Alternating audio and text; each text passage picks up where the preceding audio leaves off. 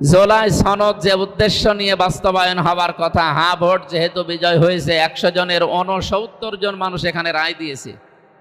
কার ইশারায়, কাদের ইশারায় এই জাতির সাথে গাদ্দারি করে দেশকে আবার পিছিয়ে নেবার ষড়যন্ত্র চলছে আমরা জানি না।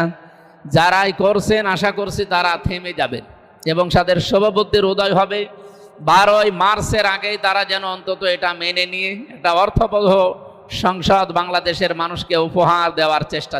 জুলাই সনদ যে উদ্দেশ্য নিয়ে বাস্তবায়ন হবার কথা, হ্যাঁ ভোট যেহেতু বিজয় হয়েছে, 100 জনের 69 জন মানুষ এখানে রায় দিয়েছে। কার ইশারায়, কাদের ইশারায় এই জাতির সাথে গাদ্দারি করে দেশকে আবার পিছিয়ে নেবার ষড়যন্ত্র চলছে আমরা জানি না।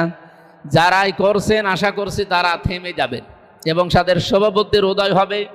12ই মার্চের আগেই তারা যেন অন্তত এটা মেনে নিয়ে একটা অর্থবহ সংসদ বাংলাদেশের মানুষকে উপহার দেওয়ার চেষ্টা।